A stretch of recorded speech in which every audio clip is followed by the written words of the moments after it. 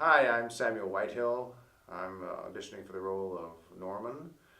I live here in Burbank, California. I'm non-union. I've been acting for 2 years and I'm enjoying every minute of it, even the auditions. Well, almost every minute of it. When I was growing up, I think when I was a little kid, I wanted to be a car designer in Detroit. I was really obsessed with cars. So probably I would have designed some strange looking car that no one could drive. When I grew older, I had a gift in foreign languages. It's one of those genetic things. It's not anything I worked for. And I became fluent in Spanish. I've been doing this ever since. Fears. I'm fearful of falling.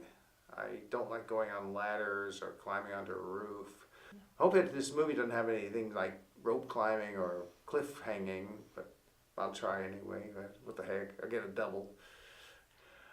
I think that when I think of my favorite movie, I always had a bunch of favorite movies when I was younger, like What's New Pussycat and all those Peter Sellers movies. But recently, I like the movie 12 Years a Slave. It's amazing. I'm a history fanatic, and I grew up in Texas during the days of segregation. I think that this kind of education and excellent drama is really important, and I really was moved by that. I read a lot of nonfiction. I'm reading a lot of books about the movie industry of late, and I'm also reading a lot of, I'm fluent in Hebrew, and I read a lot of the Hebrew classics, the prophets, the medieval poets. By the way, I write poetry in Hebrew, and I have written 4 books published in Israel, and I'm working on a 5th right now. And my latest long poem is appearing in the Journal of the Israel Writers Association. It's called The Minimalist Muse Looked into my eyes and said, that's the name of the poem. And then she said all this stuff. I don't know why she said it, but it's out of my control. How did you meet your wife?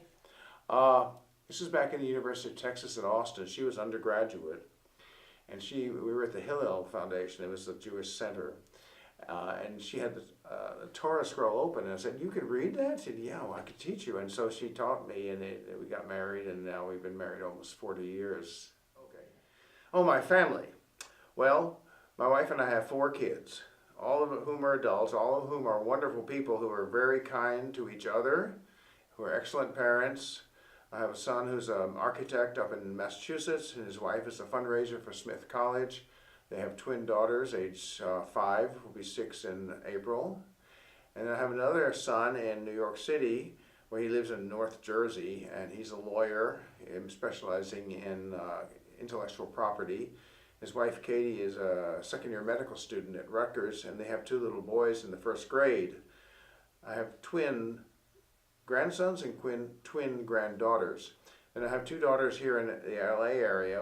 One daughter, Mary, is a mom of a 4-year-old and a 1-year-old boy, and she's also being featured in a national magazine next month for her work with new immigrants. It's called Mary's List, that's the name of her organization, and she's been recognized. I'm very, very proud of her. And I have another daughter, Leah, who is a advertising salesperson for Undertone, an online advertising agency, and her husband, Aaron, is a professional poker player who goes to the World Series in Las Vegas and sometimes wins, sometimes loses, but he pays his taxes and gives to charity, and that's all he does is poker. He doesn't do like the slot machines or craps or anything like that.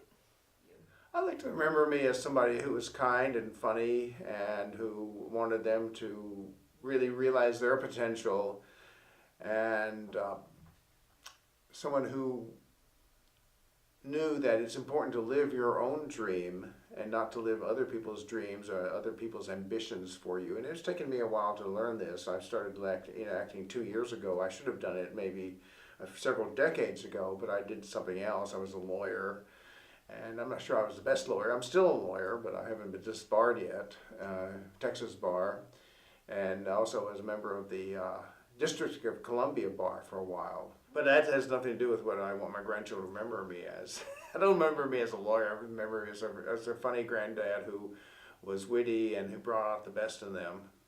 Thanks a lot for listening to me. And of course, you are free to turn the channel anytime. But I hope that we know each other better.